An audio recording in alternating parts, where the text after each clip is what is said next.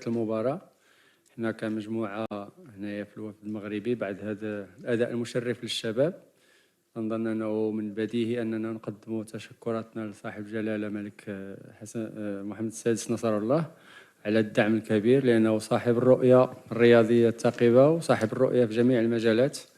الداعم الأول للشباب المغربي بالإمكانيات بالأكاديميات على غرار أكاديمية محمد السادس، وأيضا على مستوى البنيات التحتية التي يحضروا فيها اللاعبين الشباب لمستويات عالمية.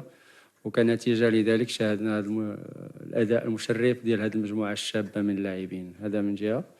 طبعا من ناحية المباراة كما شاهدتوا هي تيبيكمون مباراة نهائية فيها ندية كبيرة، فيها سيناريو أيضا يليق بمباراة نهائية.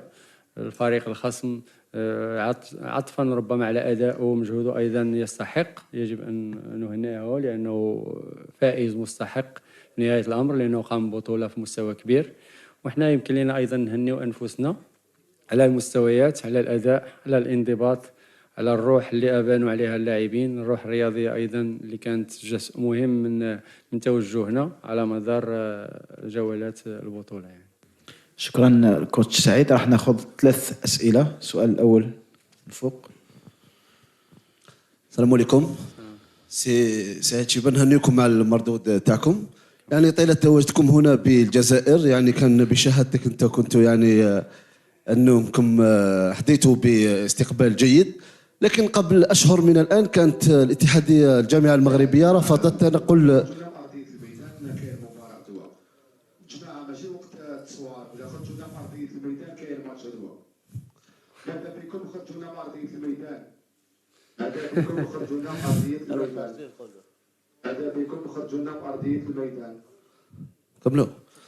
قبل هذا يعني شفنا الفريق المحلي المغربي كان حرم من المشاركة في الشان. اليوم بمشاركتكم اليوم ويعني ما لقيتوا حتى مشكل، تشوف بلي انه سقطة من الجامعة المغربية خلال الشان اللي كانت اثرت ربما على النظرة تاع الجامعة حول مشاركتها والعلاقة مع الجيران. كمال السؤال الأسئلة راح تكون على المباراة النهائية من فضلكم. من فضلكم مباراة نهائية من شكر. Question here please.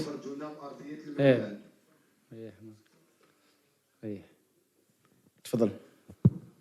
من فضلكم مباراة نهائية من شكر. Question here please.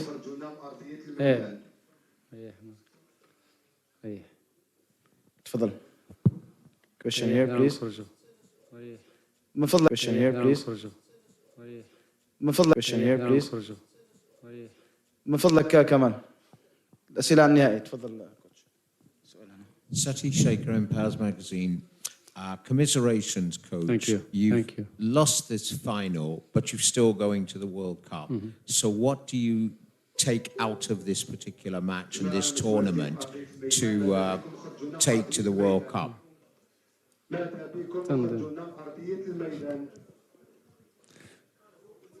ما سمعتش السؤال. Can you repeat the question again?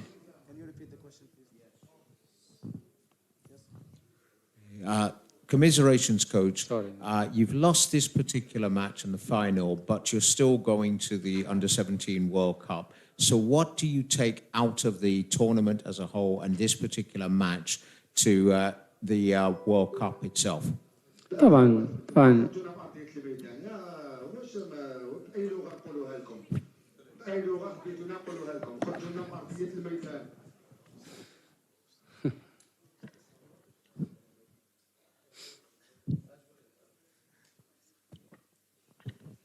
طبعا الاستفادة كانت كبيرة، لأنه رغم خسارة يعني هذه بطولة مكونة للاعبين في هذا السن.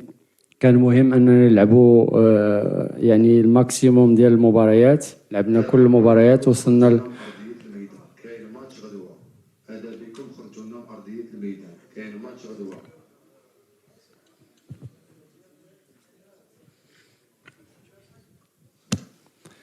طبعا الاستفادة كبيرة، لأنه شيء مكون بالنسبة للاعبين يلعبوا ببطولة قارية في هذا المستوى خصوصا الفني. والمنتخبات شفتوا اللي وصلت للمربع منتخبات من قيمة كبيرة، الفوز عليها تيطلب يعني تحضير جيد، مستويات جيدة. تنظن أنه أحسن تحضير لكأس العالم هو أنهم يلعبوا هذا النوع من المباريات، أنهم يتعلموا أيضا من الخسارة لأنها جزء من اللعبة، جزء من تكوينهم، جزء من تكوين الشخصية ديال هاد اللاعبين الصغار.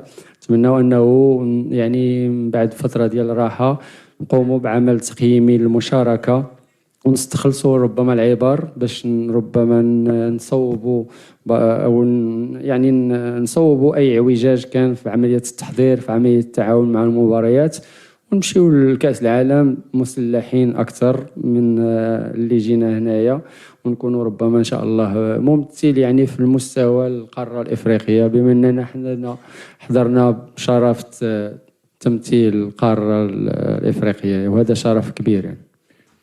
Last question here. السلام عليكم السلام كوتش. ياسين قالم تلفزيون أهلا وسهلا. الدولي. اهلا بك.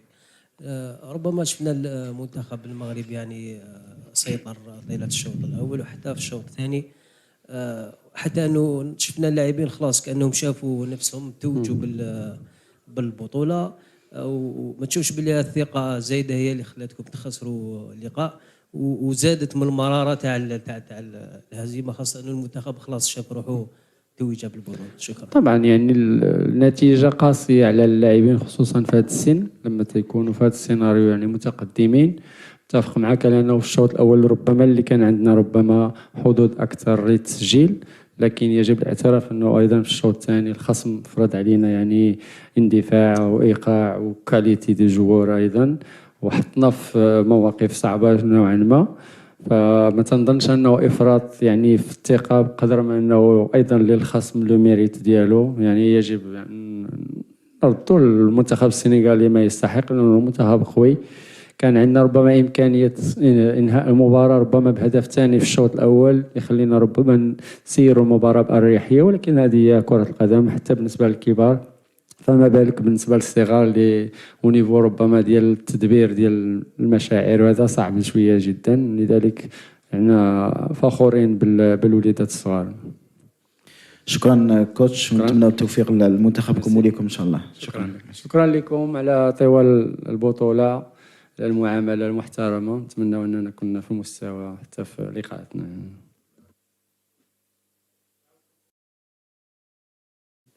Un hommage.